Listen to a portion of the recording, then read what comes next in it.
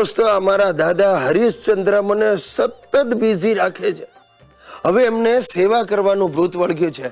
ક્યાંકથી શબ્દ સાંભળી આવ્યા NGO, એટલે આવીને મને કે ગિરીશિયા NGO ચાલુ કર, આપણે સેવા ચાલુ કરવી છે. હવે મને સમજ એ નથી પડતી કે દાદાને સેવા ચાલુ કરવી છે કે પછી ચાલુ પ્રકારની સેવાઓ કરવી છે. NGO ચાલુ કરી. દાદાજી, તમને ખબર છે NGO એટલે શું? એ મને ખબર નથી. મને એટલી ખબર છે કે સેવાઓ કરવા માટે આવું કંઈક હોવું જરૂરી છે. તને ખબર હોય તું સમજાવો. તમને સમજાવો. N એટલે નવરા, G એટલે ઘેર બેઠા અને O એટલે ઓફિસ. ટૂંકમાં નવરા ઘરે બેઠેલા વાળાઓની ઓફિસ એટલે NGO. તું ચાલુ કર એટલે હું જ ચાલુ થઈ જાઉં. ચાલુ થઈ જાવ એટલે શું? એટલે સેવા કરવાનું ચાલુ કરી દઉં એમ. કરવું જોઈએ તો એમને એમ સેવા કરો. આ ગરીબ વિદ્યાર્થીઓને શિક્ષણ આપવાથી કામ ચાલુ કરો. જો દીકરા આપણે જ ભણ્યા નથી, પછી ગરીબોને ભણાવીને ક્યાં આડી રસ્તે મોકલવા? એમ તો ઘરડા ઘર ચાલુ કરો. એમાં મજા ના આવે ગિરિયા. આપણે પોતાના માટે ચાલુ કર્યું હોય ને એવું લાગે. એના કરતા હું શું કહું, બોલો. આપણે વિધવાઓ ઉપર થતા અત્યાચાર આપણે અટકાવીએ. ગિરિયા, એમના પુનર્લગ્ન થાય એવા આપણે પ્રયત્ન કરીએ, એમાં આશીર્વાદ મળશે.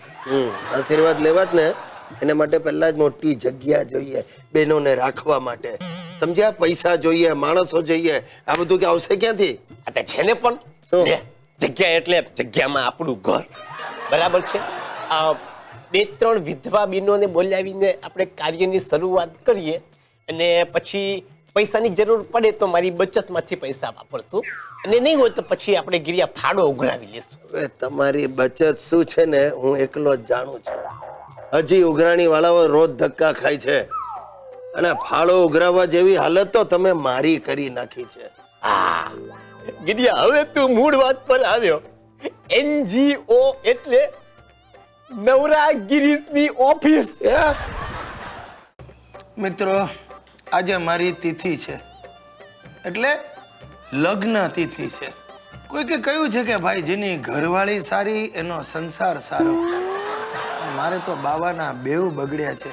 સંસાર ખારો છે ને મારી ઘરવાળી સુસલી સાવ મોળી છે. દરેક વાતે એને વાંકું જ પડે. હું બોલું ને એનો વિરોધ જ કરે હંમેશા. આ તમે નહીં માનો, આજે હોંશે હોંશે સવારે ઉઠીને મેં કહું, સુસી, આજે આપણા લગ્નને 16 વર્ષ પૂરા થયા. તો મને કે 16 પૂરા થયા એમ નહીં, 17મું ચાલુ થયું એમ બોલો. વાતે એને વાંકું જ પડે છે ભાઈ. શું છે મિત્ર ગિરીશ? તે ભાભી આજે 16 વર્ષના થયા એમ ને? ડોબા, તને સુશીલા 16 વર્ષની લાગે છે? એટલે તારી પત્ની બનીને તો 16 વર્ષ થયા કે નહીં દોસ્ત? હા, થયા. અરે હેપી મેરેજ એનિવર્સરી. ચાલો કાઈ વાંધો નહીં. શું બાકી કેવી રીતે ઉજવવાના છો? 2 મિનિટનું મૌન પાળીને. અરે તું પણ યાર ગિરિયા, ભાભીને લઈને ક્યાં ગોવા બોવા જા? ગોવા? એ જાડીને લઈને ગોવા જાઓ? ગિરિયા, આજો હાલે આ વાઉચર પકડ. શું છે? અરે મારા ફ્રેન્ડની ટ્રાવેલ એજન્સી છે ગિરિયા. મસ્ત સ્કીમ છે. ખાલી 5000 રૂપિયામાં 2 રાત 3 દિવસ ગોવા. હે? ખાલી 5000 રૂપિયામાં. હા હાલે આજો આ કાર્ડ ઉપર એનો નંબર છે. હમણાં ને હમણાં ફોન કર અને ટિકિટ બુક કરાવી લે.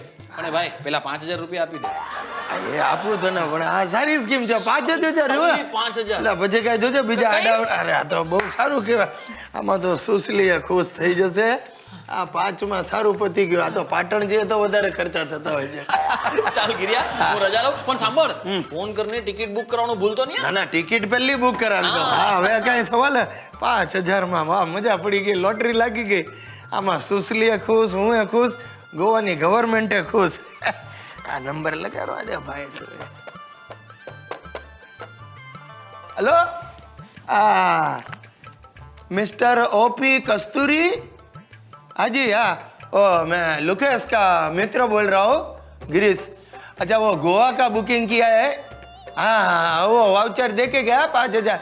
तो अभी टिकट बुक करने का है, तो कैसे करेंगे?